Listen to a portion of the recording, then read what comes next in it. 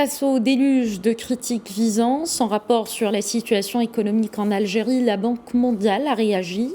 Dans un communiqué publié hier, l'institution financière internationale affirme que son document a fait l'objet d'un examen de qualité approfondie avant sa publication. Ce rapport est basé sur des données officielles fournies par les autorités des pays membres. Pour en parler, nous sommes en direct avec Charles Saint-Pro, directeur général de l'Observatoire d'études géopolitiques. Bonsoir, bienvenue. Bonsoir.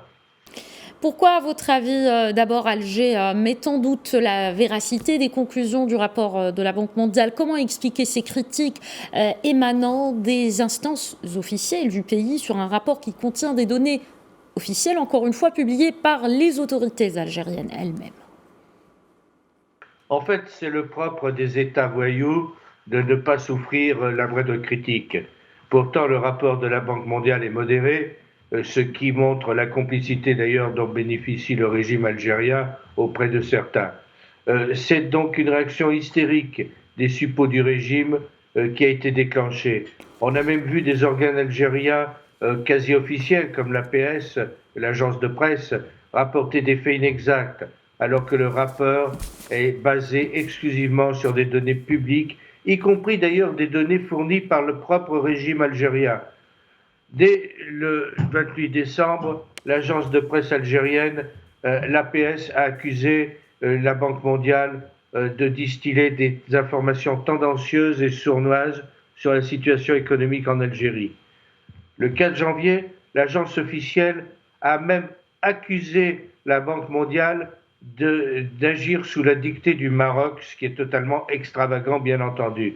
Donc nous sommes face à un régime qui est autiste et qui ne veut pas entendre la vérité sur ses turpitudes, sur sa corruption, sur son incapacité à développer une économie digne de ce nom. Selon la mise au point de la Banque mondiale, le personnel et la direction du groupe de la Banque, justement, servent uniquement les objectifs de l'institution, rappelant aussi que l'Algérie a entrepris dernièrement des actions hostiles vis-à-vis du personnel de cette institution internationale, également à l'égard de son voisinage. Comment interpréter ce comportement ? De toute façon, l'Algérie est un État voyou qui a attaqué la MINURSO, la force au Sahara marocain, qui a attaqué la zone de Guerguerat, qui attaque la Banque mondiale quand ça lui chante. C'est le comportement d'un État qui n'est pas digne de ce nom et qui n'est pas digne de la prétention qui est la sienne. Bien entendu, la Banque mondiale a réagi dès ce jeudi 6 janvier. Elle a réagi par le biais d'un communiqué au sujet de la réaction hystérique, car il faut bien le dire, c'est des réactions hystériques et des théories de complot avancées par le régime algérien qui sont totalement extravagantes.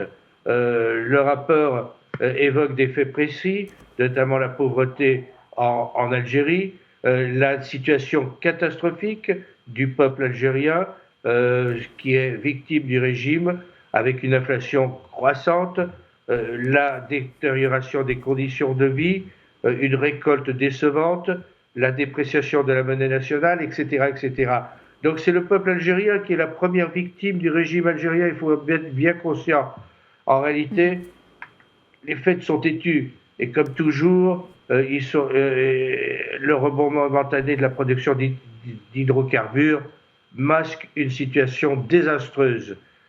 Certes, ce regain momentané permet des dépenses, notamment des dépenses militaires, ce qui permet à un certain nombre d'ailleurs de généraux de s'enrichir d'une façon éhontée. Ça permet aussi d'acheter un peu de paix sociale, mais rien n'est fait pour changer les choses. C'est le système algérien qui est véritablement autiste. Il s'enferme dans la déraison, comme le fit son ami feu l'Union soviétique. Nous sommes en présence d'un régime post-communiste ou néo-communiste et c'est un régime qui est donc abject mais qui est complètement aveugle.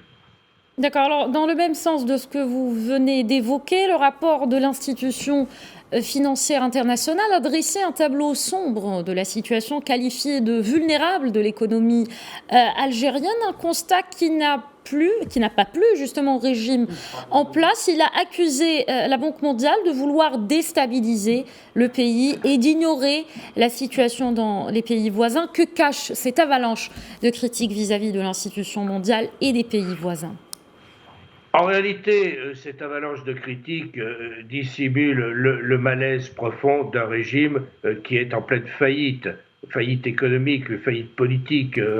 On l'a bien vu avec les manifestations innombrables qui ont eu lieu, faillite à tout point de vue.